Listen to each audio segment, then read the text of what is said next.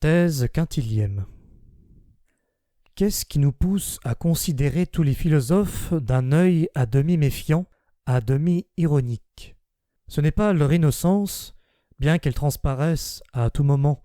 les erreurs dans lesquelles ils tombent et se fourvoient si fréquemment et si vite, en un mot, leurs enfantillages et leur puérilité, c'est leur manque de probité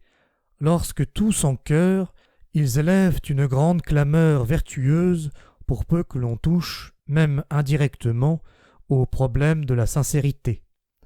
Ils se donnent tous pour des gens qui se seraient haussés jusqu'à leurs opinions propres par l'exercice spontané d'une dialectique froide, pure et divinement sereine, à l'inverse des mystiques de tout ordre, qui sont plus honnêtes et plus grossiers, et parlent de leur inspiration, alors qu'ils ne font que défendre, avec des arguments découverts après coup, quelque thèse arbitraire, quelque idée gratuite, une intuition quelconque, ou encore, le plus souvent, quelque vœu de leur cœur, qu'ils ont fait passer préalablement au crible de l'abstraction. Ce sont tous des avocats sans le savoir, et par surcroît des avocats de leurs préjugés, qu'ils baptisent vérité. Ils sont très éloignés de ce courage de la conscience qui s'avoue ce qu'il en est, très éloignés de ce bon goût du courage qui donne à comprendre ce qu'il en est, soit pour prévenir un ami ou un ennemi, soit par générosité pour se moquer de soi.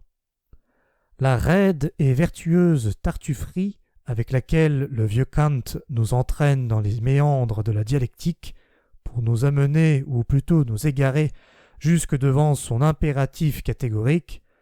ce spectacle nous fait sourire, nous qui sommes pourtant difficiles, et nous n'éprouvons pas un mince plaisir à démasquer les fines ruses des vieux moralistes et faiseurs de sermons.